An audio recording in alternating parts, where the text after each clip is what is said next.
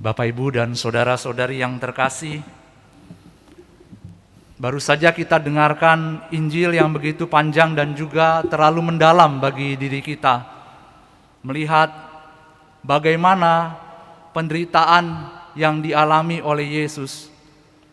Penderitaan yang dialami oleh Yesus, pertama-tama ini diakibatkan oleh dosa kita. Penderitaan yang dialami akibat dosa kita manusia.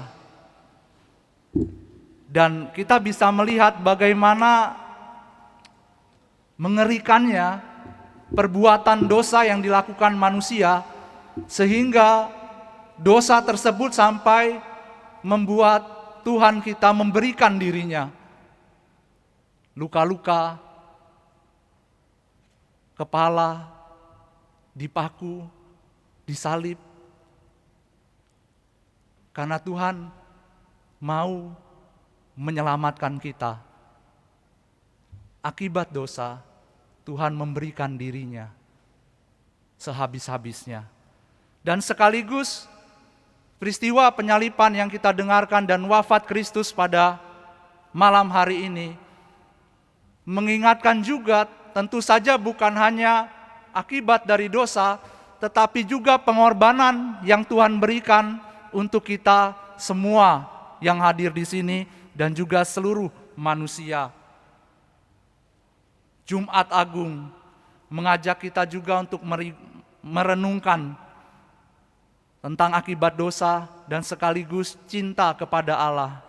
Cinta Allah pada manusia, khususnya pada kita setiap pribadi yang ada di sini. Pernahkah kita melihat salib secara pribadi ya, maksud saya Bapak, Ibu, dan saudara-saudari? Bukan di gereja, tetapi di rumah pasti ada salib yang setiap kali kita minta berkatin salib ini. Untuk apa gunanya?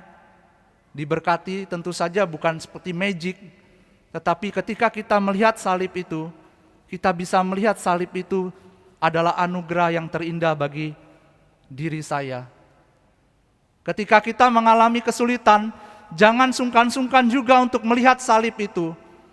Karena dengan demikian kita bisa mengatakan kepada Tuhan, Tuhan, saya juga mau memberikan, mau merasakan sedikit penderitaan-Mu bagi diri saya. Oleh karena itu hari ini, Jumat Agung ini menjadi waktu yang terbaik bagi kita.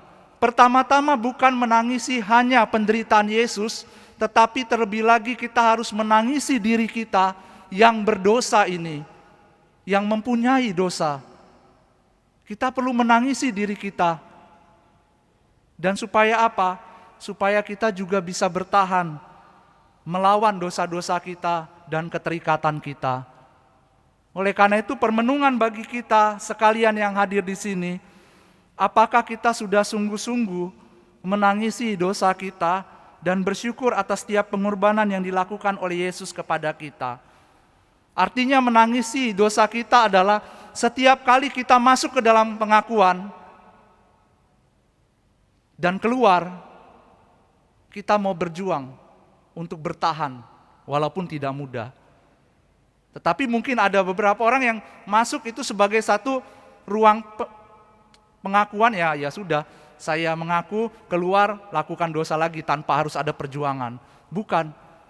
Tetapi ketika kita mengakui dosa kita, kita keluar, maka kita juga punya satu kekuatan untuk benar-benar sungguh-sungguh mau mengatakan, saya mau berjuang di dalam kelemahan saya mau berjuang untuk melepaskan segala keterikatan-keterikatan saya. Walaupun kita lemah dan kita jatuh, kita kembali lagi. Berbeda mungkin dengan pandangan atau pikiran seseorang yang mengatakan, ya saya dosa terus, yang penting saya masuk, kembali lagi dosa lagi, kembali, tanpa harus ada perjuangan. Bukan. Pengakuan dosa adalah tempat di mana kita sungguh-sungguh masuk untuk berjuang sampai batas di mana kita jatuh dan kita kembali lagi dan kita berjuang. Inilah jalan kekudusan. Inilah yang diinginkan oleh Tuhan. Oleh karena itu seperti bacaan pertama, hamba Yahweh, Yesus sebagai hamba Allah, ya. Ia telah menyerahkan nyawanya ke dalam maut, dan karena ia terhitung di antara pemberontak, sekalipun ia menanggung dosa banyak orang dan berdosa untuk pemberontak-pemberontak. Lalu apa yang kita dapat renungkan?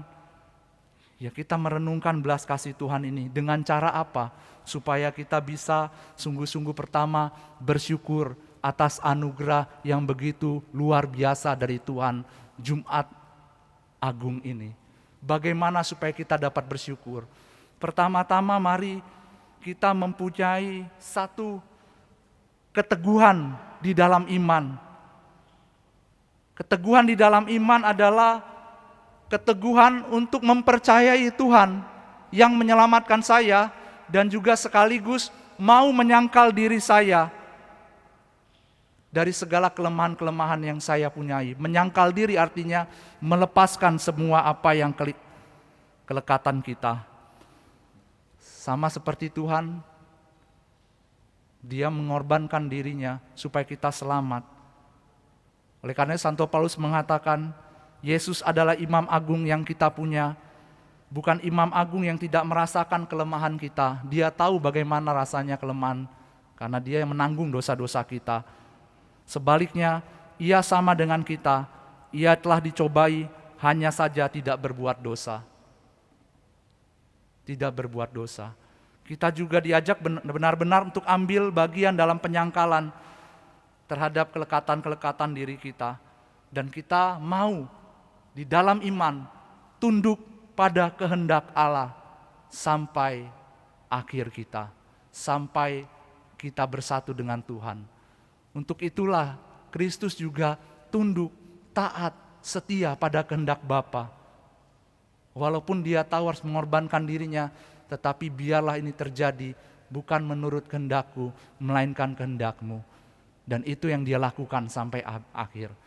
Dan salib adalah bukti pengorbanan yang luar biasa. Oleh karena itu Bapak, Ibu, dan saudara-saudariku yang terkasih, marilah kita melihat kayu salib ini. Kayu salib yang memberikan kita kekuatan supaya kita bisa memanggul salib kita bersama-sama. Memanggul setiap apa yang menjadi kesulitan kita, situasi yang sulit. Supaya ketika kita memanggul salib itu, kita memanggul bersama dengan Tuhan. Dan biarlah kesulitan ini, salib yang kita punya, menjadikan salib kehidupan, salib yang memancarkan sumber air kehidupan. Dan kita juga bisa belajar dari salib kita masing-masing, bukan untuk mundur, tetapi kita memanggul dengan setia, dengan rendah hati, supaya salib kita juga menjadikan salib kehidupan bagi hidup kita. Oleh karena itu mari kita hening sejenak di hadapan Tuhan.